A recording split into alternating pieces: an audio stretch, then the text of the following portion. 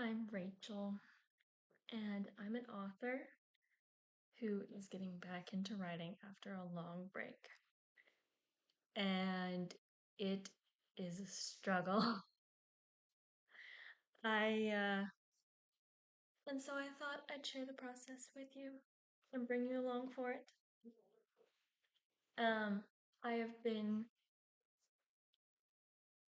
plotting and just working on figuring out all of my characters' motivations and exactly what's going to be happening in this story. And uh, it's been rough, more rough than it has been in the past. And I don't know if that's because of the break that I took or just a different time of life or what it is. But what I have been using lately, and I have it right here next to me, I keep it, it has like its own drawer right now in my desk.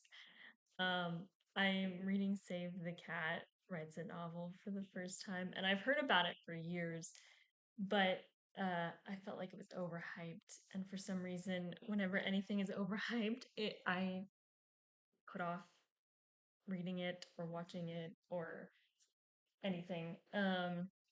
Which maybe that was a bad idea for that particular book, especially because it was so good, and it actually helped me a lot with one particular spot that I was stuck in. My husband and I spent most of the last month in India, and that's basically the only work that I did while we were there was to start reading that book and to find like the sections that I thought would be most helpful for where I am in my writing right now. And it did help a lot. I finished reading those sections when we got back into town just over a week ago.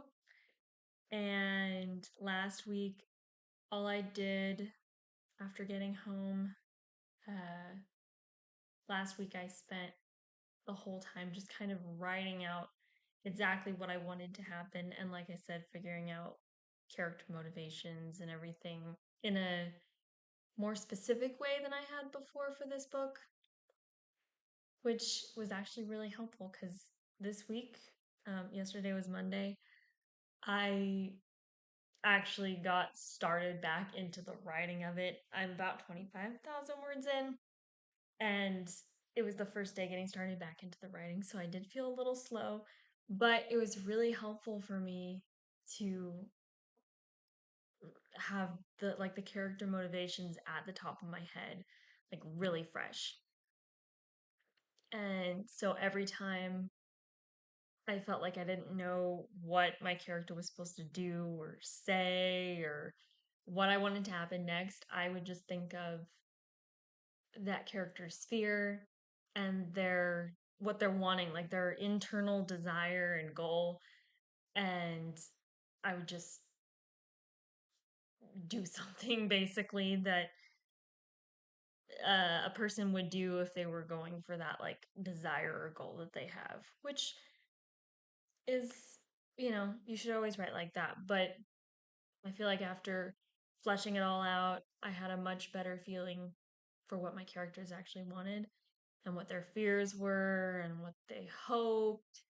And that helped a lot in my writing yesterday of just coming back to that when I would feel stuck because I was on vacation for so long, so I'm going to feel stuck, obviously. That always happens to me. But just going back to that each time and making sure that everything my character is doing and saying that they're always pushing toward that thing that they think that they need, which is